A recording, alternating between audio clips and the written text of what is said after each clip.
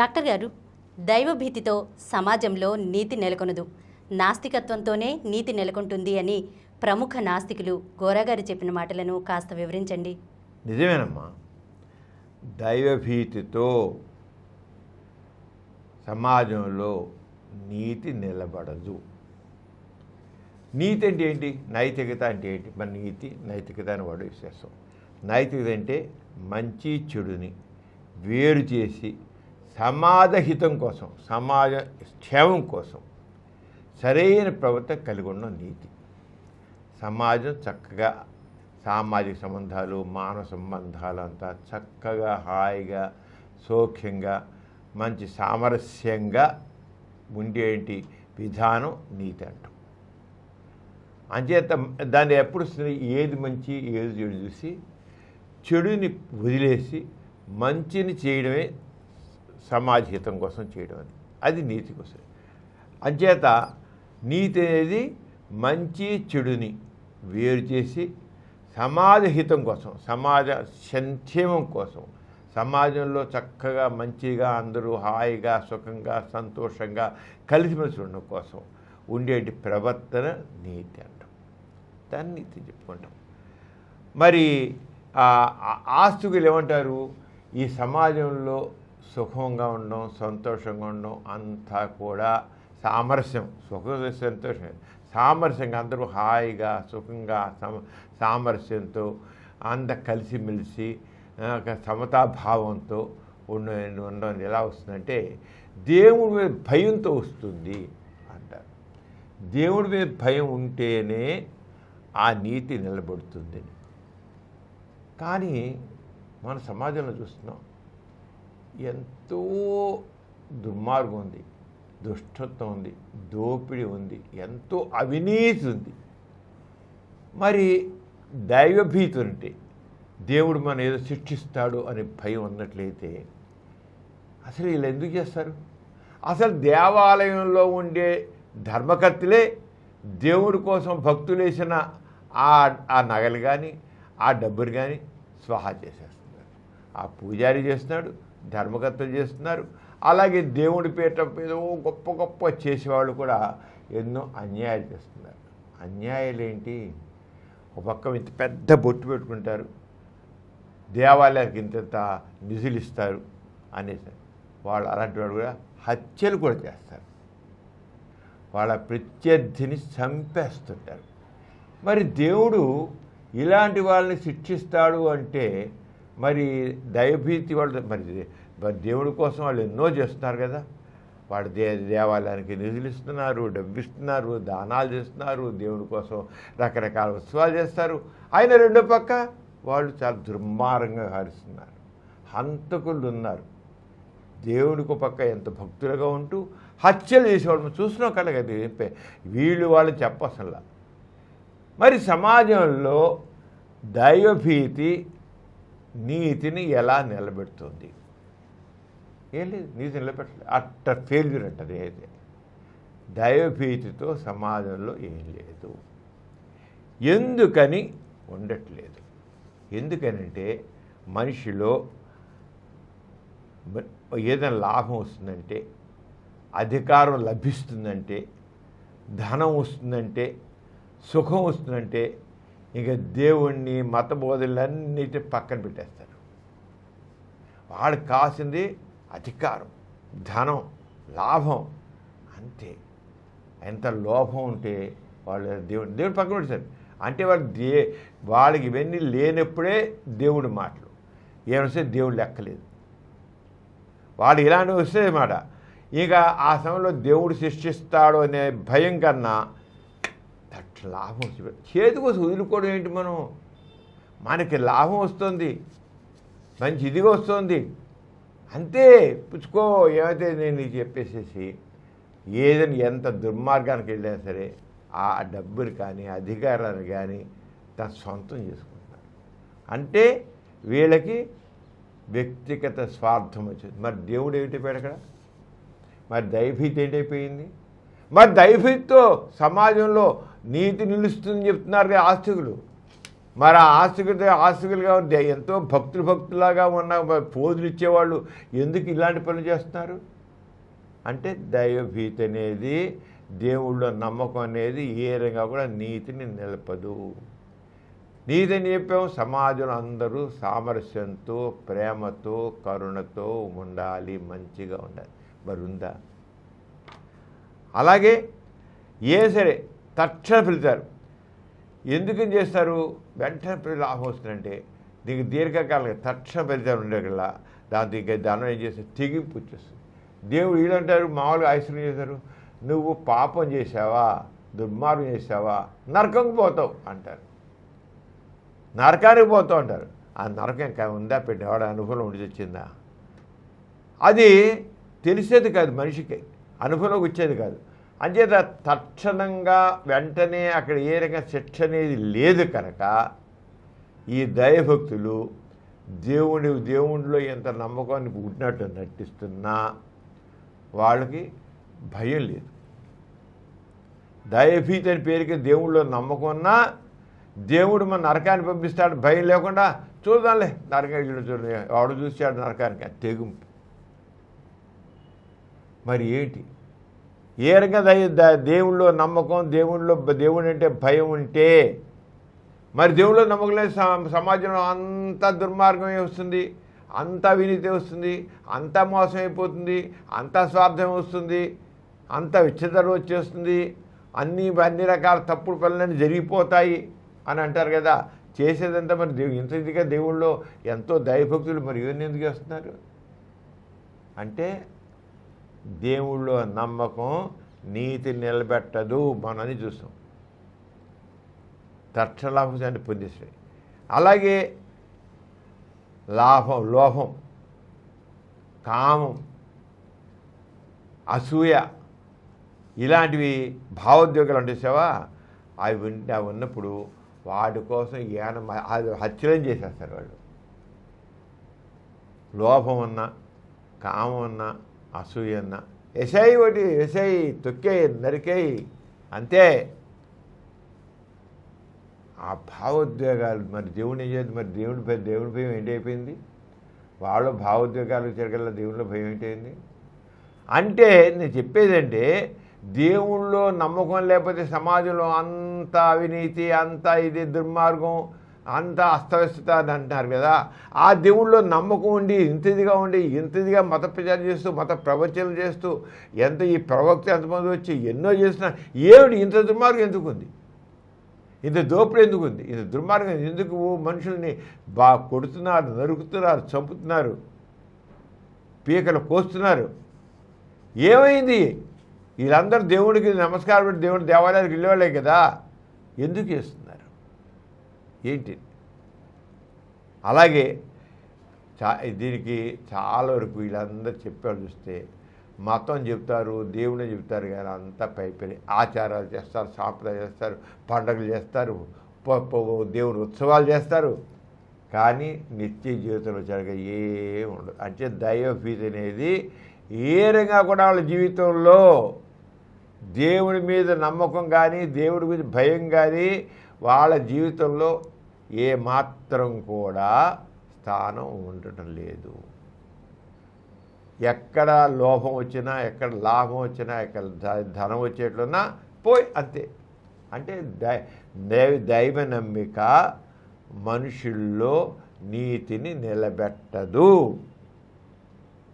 మరి అందరూ దేవుళ్ళ నమ్మకం అయితే ఇంకేముందండి? అంతా పాపమే, జగమంతా పాపమే అయిపోతుంది అంటారు.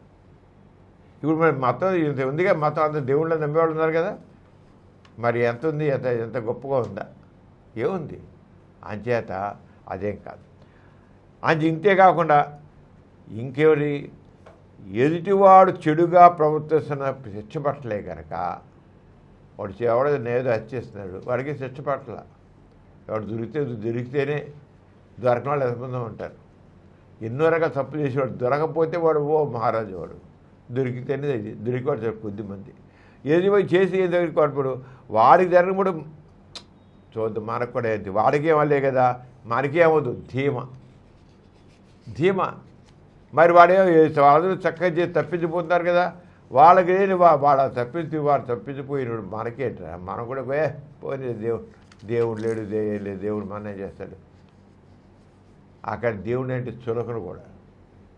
అంటే దైవభావం మనుషులు ఉంటే ఉన్నంత మాత్రాన సమాజంలో నీతి ఉండదు. అంచేత దేవుళ్ళో నమ్మకం లేకపోతే సమాజం అంతా అవినీతి చేస్తుంది, దుర్మార్గం వస్తుంది, దుష్టం వస్తుంది, సమాజం అంతా పాపులే ఉంటారు అనే పాపం చేసేవాళ్ళు ఉంటారంటే ఆ పాపం చేసేవాళ్ళు చూస్తున్నాం దైవంలో నమ్ముకున్నాడు ఎంత గొప్పగా చేస్తున్నారు. అంచేత అయితే మంచి మార్గాన్ని నడిపించేది ఏంటి అంటే దట్ ఈజ్ నాస్తికత్వం, దట్ ఈజ్ ఎథిజం. మనిషిని వాడు సరైన దాంట్లో వచ్చే నాస్తికత్వం. ఎందుకు చెప్తా ఎలాగైనా మరి మనం చెప్పుకున్నాం కదా, నైతికత నీతి అంటే ముందు మన ఏంటి మంచిని చెడుని వేరు చేసి సమాహితం కోసం సరైన ప్రవర్తన కలిగి ఉన్నాం.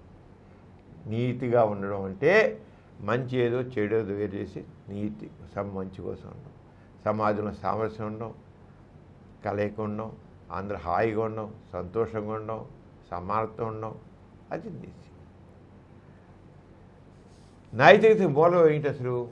నైతికత నీతి దానికి మూలం ఏం కావాలంటే మనస్సాక్షి. వాడు మనస్సు వాడు ఒక రకమైన మంచి మనస్తత్వం కలిగి ఉండాలి. మనస్సాక్షి కన్సైన్స్ అంటాం. అంటే ప్రతి మనిషిలో సహజంగా ఉండే తప్పు ఒప్పు భావన, ప్రతి తప్పు ఒప్పు అని భావన ఉంటుంది. ఇది మతం బట్టి కాకుండా మన ఆలోచనలు బట్టి, మన శిక్షణ బట్టి వస్తుంది. అంచేత ఏం చేయాలి? దేవుడు లేదు, దెయ్యం లేదు, స్వర్గం లేదు, నరకం లేదు. మొదటి నుంచి మనం మైండ్ సెట్ ఎలా డెవలప్ చేయాలంటే సమాజంలో నువ్వు మంచి మనిషిగా నడవాలి. మొదటి చెప్పే మనుషులా తయారు ట్రైనింగ్. ఇక్కడేంటి నువ్వు తప్పు చేసి దేవుడు శిక్షిస్తాడు రా అని భయం పెడతారు. భయపెడితే ఆ భయం చూసి ఇంత చెప్పుకున్నాం కదా, అదే ఆచరణలో కనబట్టలా. దేవుడు ఎవరిని శిక్షించడం తెలియట్లేదు, ఏం తిరిగి కనబట్టలేదు. పైగా ఎవరితే దేవుళ్ళో నమ్మకం వాడు ఎవరితే దుర్మార్గం చేసి వాడు లాభం పొందేస్తుంది. అలా కాకుండా మొదటి నుంచి నువ్వు మంచిగా ఉండాలి. సమాజంలో నువ్వు మంచిగా ఉండిపోతే నీ పక్కవాడే నిన్ను శిక్షిస్తాడు. ఈ సమాజ నీతి నిన్ను శిక్షిస్తుంది, ఈ చట్టం నిన్ను శిక్షిస్తుంది, ఈ ప్రభుత్వం నిన్ను శిక్షిస్తుంది, దేవుడు కాదు. అసలు నీ యొక్క డ్యూటీ ఏంటంటే పక్కవాడితో నువ్వు మంచిగా ఉండడం, మంచి పని చేయాలి. మొదటి మైండ్ సెట్ అంతా కూడా నాస్తికత్వంలో అలా డెవలప్ చేస్తుంది. ఆస్తికత్వంలో చేస్తుంది, నువ్వు దేవుడి మీద భక్తి కలుగుండు, నువ్వు తప్పు చేస్తే దేవుడు శిక్షిస్తాడు. మొదటి అంతే, అదే కనిపించట్లా. నాస్తికతలా కాదు, నువ్వు తప్పు చేస్తే సమాజంలో వ్యక్తులే నిలదీస్తారు నిన్ను, నీ పక్కవాడే నిన్ను నిలదీస్తాడు, దేవుడు కాదు. లేదు అక్కడ దేవుడు చేస్తాడని తప్పించిపోతారు. ఆడేమంటాడు అసలు నేను తప్పు చేశానా, సరే దేవుడు చూసుకుంటాడులే, నీకెందుకు అంటాడు వాడు తప్పించుకోవడానికి. దేవుడు చూస్తాడులే, దేవుడు ఉన్నాడు పైన, వాడు చూసుకుంటాడని అంటాడు. ఇక్కడ అలా కదే, దేవుడు లేడు. నువ్వు తప్పు చేశావు, నువ్వు తప్పు దిద్దుకో, నిలదీస్తారు. నాస్తికత్వంలో తప్పు చేస్తే అక్కడే సమాజంలో వ్యక్తులు నిలదీస్తారు వాడిని. అంచేత ఎక్కడో దేవుడు స్వర్గం నరకం అని కాదు, ఇక్కడే వాడికి వెంటనే తప్పు చేస్తే అంచేత వాడి మొదటి నుంచి మంచి ప్రవర్తన కలిగి ఉంటాడు. మంచి ప్రవర్తన మొదటి నుంచి వాడు మైండ్ సెట్కి ఏంటంటే మైండ్ సెట్ బట్టి ఉంది. అక్కడ స్వర్గం నరకానికి పోతాడు, ఇలాంటి దేవుడు శిక్షిస్తాడు అనే భావంతో ఆస్తికతలు మనిషి ఉండి ఆరంగా తప్పు చేస్తే ఇక్కడ మానసిక స్థితి ఎలా ఉంటుంది? నువ్వు తప్పు చేయడానికి వీల్లేదు, తప్పు చేసావా నీ పక్కవాడే నిన్ను నిలదీస్తాడు. నాస్తికత్వంలో నీ ప్రక్కవాడే నీ సమాజంలో వాళ్ళే నిన్ను నిలదీస్తారు, నిలదీసేవారు. అలా సమాజం అలా ఉంటుంది. ఇక్కడ ఇక చట్టం ఉంది, ఆ చట్టం వీడిని వెంటనే పనిష్మెంట్ ఇస్తుంది. అక్కడ దేవుడే గారి చట్టం. అందుచేత ఇక్కడ సాగు పప్పులు ఉడకవు. నాస్తికత్వంలో పప్పులు ఉడకవు. అంచేత సమాజమే వాడిని శిక్షిస్తుంది. అంచేత ఇంకోటి ఏంటి, మనిషికి మొదటి నుంచి నువ్వు ఏ పని చేసినా సామాజిక ప్రయోజనం కోసం చేయాలి. సమాజంలో శాంతి ఉండాలి, సమాజం సురక్షితంగా ఉండాలి. దానికి నీ ప్రవర్తన సరిపోవడం. మొదటి నుంచి వాడిని ట్రైనింగ్ ఎలాగే, మన ఇంట్లో పిల్లల్ని ఒక క్రమశిక్షణ పెంచితే వాడు ఎలాగ తయారవుతారు కదా, వాళ్ళు యాంటీ సోషల్కి మారరు. నువ్వు చిన్నప్పటి నుంచి పిల్లల్ని నువ్వు మంచిగా చేసి మంచిగా ఉండాలిరా, అబద్ధం చెప్పడానికి ఏం లేదు, పక్కవాడు సహాయం చేయి, ఎవరు కష్టపడితే చూడు నీ చెల్లి పడిపోతుంది, లేపాలి, లేపు, అంతగా నాకేదిలే, అది పడింది అది ఇబ్బంది. ఇంట్లో నువ్వు ఎప్పుడైనా చేస్తున్నావో ఆ రంగా నాస్తికుడు కూడా సమాజంలో వ్యక్తి వెళ్ళినట్లు పక్కవాడి గురించి ఆలోచించాలి. మొదటి నుంచి వాడిని ట్యూన్ చేయడం జరుగుతుంది మనసు. నాస్తికత ఆశగా అలా కాదు, నువ్వు తప్పు చేస్తే దేవుడు శిక్షిస్తాడు. ఒకటి ఒక మంచి కుటుంబంలో పేరెంట్స్ పిల్లల్ని పెంచిన దానికి పేరెంట్స్ పట్టించుకోకుండా పిల్లల్ని వదిలేసి ఉంటే అలాంటి పిల్లలు ఏమవుతారు, యాంటీ సోషల్ అవుతారు. యాంటీ సోషల్ అవుతారు. వాళ్ళే రౌడీలుగా మారుతారు, వాళ్ళే దుష్టతో హత్యలు చేస్తారు, వాళ్ళే కొట్లాటలు దిగుతారు ఉంటారు. అదే నువ్వు అలా కాకుండా మంచిగా ఉండాలి, నీ ప్రవర్తన మంచిగా ఉండాలి అని ఏ తల్లిదండ్రులు నేర్పుతారో ఆ పిల్లలు మంచిగా తయారవుతారు. అది నాస్తికత్వంలో మొత్తం చూడు. ఇక దేవుడితో ప్రయోగం, దేవుడు విహారాలు, స్వర్గం, నరకం ఇలాంటి ఏమీ లేవు. ఆ ప్రస్తావనే లేదు. ఆ ప్రస్తావన లేనప్పుడు మొదటి మనం ఆలోచన ధోరణి ఆరోగ్యం ఉంటుంది. ఆలోచన ధోరణి నాస్తికత్వంలో. అలాగే మనుషుల మధ్య పరస్పర ఆధారితంగా ఉంటుంది. మనందరం ఒకరిపై ఒకరు ఆధారపడి జీవిస్తాం, తెలియాలి ఒకరి మీద నీ. అంతేగాని దేవుడు వాడు ఎవరు దేవుడి యొక్క దైవం ఉంటే ఉంటావు, లేకపోతే లేదు, అలా కాదు.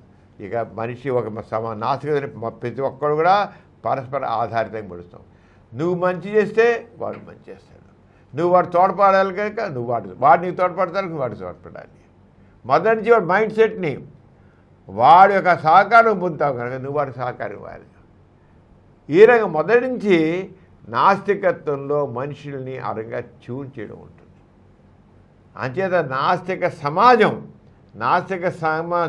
ఎప్పుడు ఆ రంగం ఉంటుందో దాంట్లో ఇప్పుడు కూడా మంచిది. నీకు మంచిగా మనుషులు మంచిగా ఉంటారు, సహాయం చేసి ఉంటారు, సహకారంగా ఉంటారు, వాళ్ళకి ఆదుకుంటూ ఉంటారు.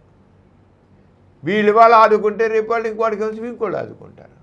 మనిషి యొక్క మైండ్ సెట్ని ఆస్తికత్వంలో మైండ్ సెట్, నువ్వు తప్పు చేసే దేవుడు నరకాన్ని పంపిస్తాడు. నరకం ఎక్కడ తెచ్చింది?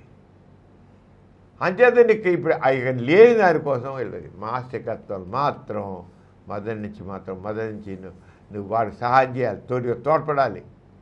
అక్కడ ఆస్తికత్వంలో నువ్వు దానం చేస్తే నువ్వు స్వర్గానికి వెళ్తావు, నువ్వు ఇంకో సహాయం చేస్తే ఇది అవుతావు, నీకు మోక్షం వస్తుంది. మోక్షం అవేం ఎవడికి కనబడదు. ఆ మోక్షం కనబడదు, స్వర్గం కనబడదు కనుక ఎవడి స్వార్థం అడిగి ఉంటుంది. స్వార్థమే మా ఆస్తికత్వంలో మనుషుల్ని స్వార్థం. ఈరోజు సమాజంలో ఇంత స్వార్థం ఉందంటే కారణం ఆస్తికత్వం. నాస్తికత్వంలో ఆ స్వార్థానికి స్థానం లేదు. నువ్వు తప్పకుండా పక్కవాడు తోడ్పడాల్సిందే. సమాజంలో వ్యక్తులు పరస్పర ఆధారితంగా ఉంటారు. అంచేత ఆరంగా చేయాలని అంతే సహకారం కావాలి, గౌరవంగా చూడాలి, సహాయం చేయాలి. ఈ రెండింటికి దేవుడితో సంబంధం లేదు. సహాయం చేయి, వాడు తోడ్పడే వారికి. వాడు బాధపడితే సహాయం చేయి, వాడికి బాధపడతాడు. రెసిప్రోకల్ ఏదైనా సరే. సమాజ సంక్షేమం అది ముఖ్యంగా ఉంటున్నాను. నీ ఎప్పుడైతే సమాజంలో ఆరోగ్యం చేస్తావో నీకు చక్కగా. కొన్ని కంట్రీస్ ఇప్పుడు ఆల్రెడీ ఎక్కడైతే గాడ్ ఇది లేదో, దేవునితో సంబంధం లేదు, రిలీజియన్ లేదో, కొన్ని చోట్ల 80%, 90% they don't believe in God, don't believe in religion. అలాంటి చోట్ల మనుషులు ఈ రకంగా ఉంటారు. వాళ్ళు పరస్పరం కొద్దిలో వాళ్ళు మంచి వాళ్ళు ఏంటంటే ఒకళ్ళు రెండు వాళ్ళు సహాయం. వెరీ ఫ్రెండ్లీ కంట్రీస్ అంటారు వాటిని. వెరీ ఫ్రెండ్లీ ఉన్నాయి. ఆ కంట్రీస్ ఉన్నాయి. రెండో వాళ్ళకి తోడ్పడడం, సహాయం చేయడం, ఇక లేకపోవడం కాదు. ఏ దేశాలు అయితే ఇప్పుడు అలానే ఫ్రెండ్లీ కంట్రీస్, రెండో వాడు కొద్ది బాధగా ట్రెండింగ్ కూడా ఆదుకుంటాడు. That is atheism. అక్కడ మతం లేదు, దేవుడు లేదు. అక్కడ దేవుడు మతం అని లేదు, ప్రస్తావన లేదు. లేకపోతే మనకి ఎగ్జాంపుల్ ఉన్నాయి. ఫ్రెండ్లీ కంట్రీస్, ఫ్రెండ్లీ స్నేహపూరితమైన ప్రవర్తన, ప్రతి స్నేహం, ఫ్రెండ్షిప్, ఫ్రెండ్లీగా సహాయం చేసేది, ఒకళ్ళు ఆదుకునేది, ప్రేమగా చూసేది, మంచిగా చూసేది, సహాయం చేసేది. ఇదేమి మాటల్లో కాదు.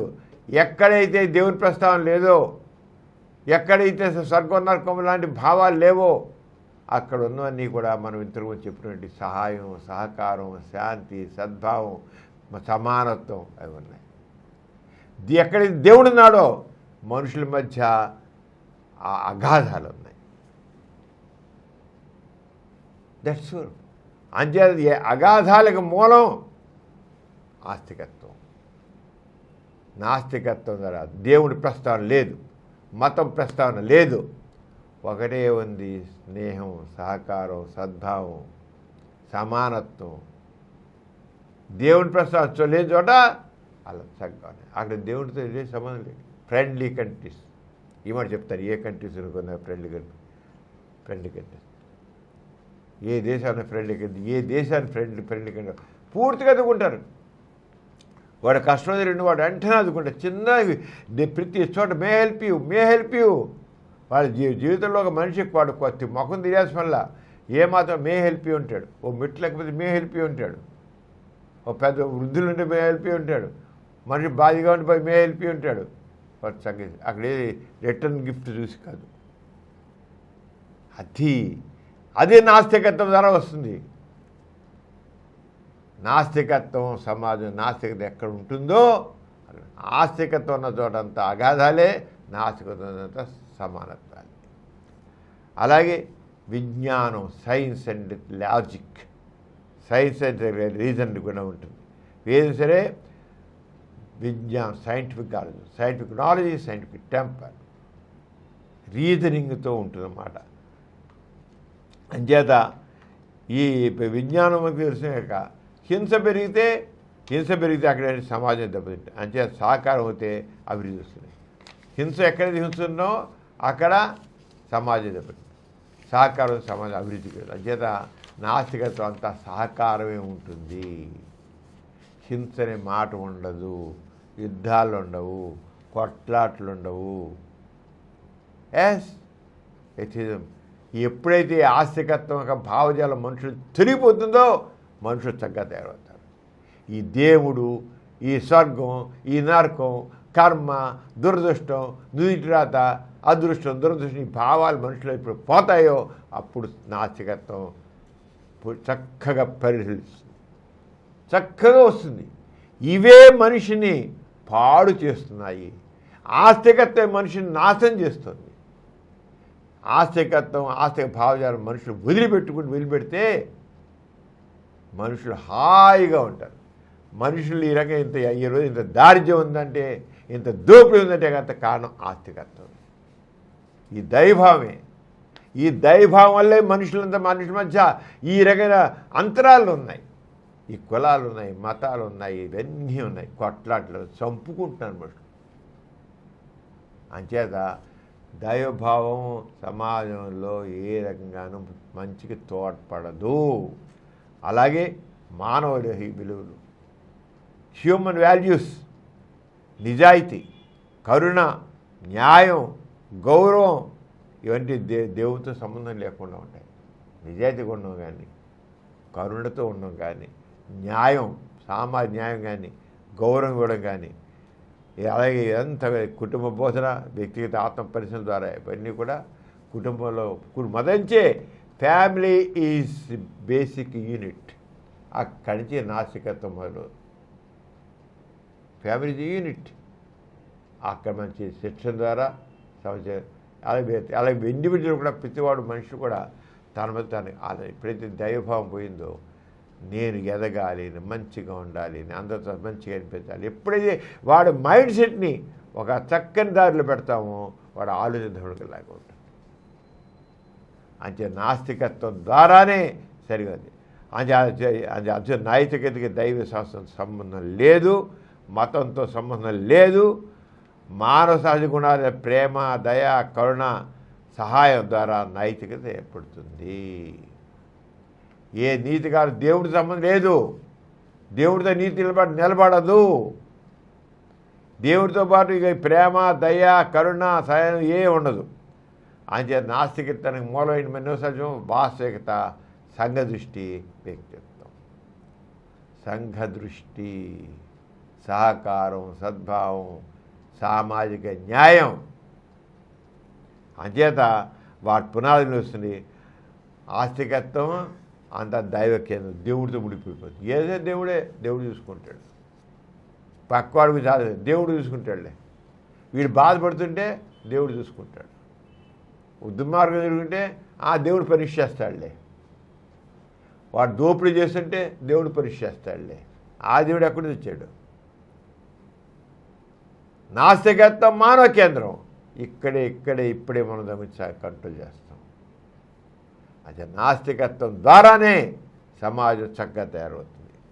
అంచేదో ఏది సరైందో, ఏది తప్పో, ఏదో మంచో ఇదో సంఘ దృష్టితో చెప్పడం జరుగుతుంది. నాస్తికత్వంలో సమాజం శాంతి, అభివృద్ధి కోసం మంచి నైతిక ప్రవర్తన ప్రోత్సహిస్తుంది. స్వర్గం, నరకం, పూర్వజన్మ, పునర్జన్మ, మోక్షం ఇలాంటి అబద్ధాలు నాస్తికత్వంలో ఉండవు. మొదటి నుంచి మానవీయ విలువల్ని పెంపిస్తుంది. మొదటి నుంచి చిన్నప్పటి నుంచి సమాజంలో మానవీయ విలువలు, మానవత్వం, అన్నిట్లో మానవత్వం ఉంటుంది. ప్రతి వ్యక్తిగత బాధ్యత. ఏదో దేవుడు చూసుకుంటాడు, దేవుడి బాధ్యత కాదు. నాకు దేవుడా నన్ను రక్షించు, దేవుడా నాకు ఇది అంటే ఉండదు. వ్యక్తిగత బాధ్యత. ఏది జరగాలనేది కావాలని కూడా తానే బాధ్యత. ఒక మంచి జరిగిన కారణం అవుతున్నాయి, ఒక చెడు జరిగిన కారణం అవుతున్నాయి. అంటే వ్యక్తిగత బాధ్యత ఉంటుంది సార్. మన ఆలోచనలు, మన మాటలు, మన పనులు సామాజిక పదంతో ఉండేట్టు చేస్తుంటాయి. ప్రతి వ్యక్తికి ఇండివిజువల్గా మనిషి ముఖ్యం. Human centred. ఎథిజం అనేది హ్యూమన్ సెంటర్డ్, మానవ కేంద్రం. అంచేత అతని ఆలోచనలు, మాటలు, పనులు సామాజిక పదంతో ఉంటాయి. నైతిక విలువల్లో నిజాయితీ, కరుణ, సహాయం చేయడం, న్యాయం, గౌరవం వంటి గుణాలు పొందుతాయి. అంచేత దైవ భయంతో, దైవభీతితో నీతి నిలవదు. కేవలం నాస్తికత్వం ద్వారా, మానవ కేంద్ర సిద్ధాంతం అయినటువంటి నాస్తికత్వం ద్వారానే సమాజంలో నీతి తెలుస్తుంది. కానీ దేవుడు లేకపోతే మామూలు మాట్లాడతారు, నాస్తికులా, దేవుడు లేకపోతే ఇంకేముంది, నీతి ఎక్కువ ఉంటుంది, అంత పాపమే జరుగుతుంది. పాపం అంతా ఆస్తికత్వం ద్వారానే ఉంది. ఈ ఆస్తికత్వం అంతా ఆ పాపం ద్వారానే చెప్పారు. పాపం ఏదైనా అన్నారు వీళ్ళు, అదంతా ఆస్తికత్వం వల్లే ఉంటుంది. ఆస్తికత్వం వల్ల ఉండదు. వారి సమాధానదే. దేవుడు లేకపోతే ఇంకేంటండి, మంచి ఎక్కువ ఉంటుంది అంటారు. ఇప్పుడు మంచుడు తెచ్చిందా, అక్కడ ఉందంతా అదే మంది. నాస్తికత్వం, మానవ సిద్ధాంతం వల్లే మంచి ఎంత వస్తుంది, నీతి వస్తుంది, అందరూ హాయిగా ఉంటారు. ఇది ఘోరగా చెప్పింది. ఈ కార్యక్రమం మీకు ఎంతో నచ్చింది కదా.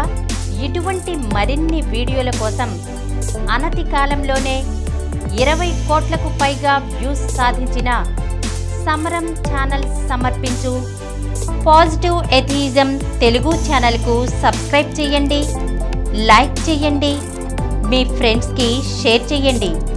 అలాగే ప్రక్కనున్న గంట సింబల్ని ప్రెస్ చేయడం మర్చిపోకండి.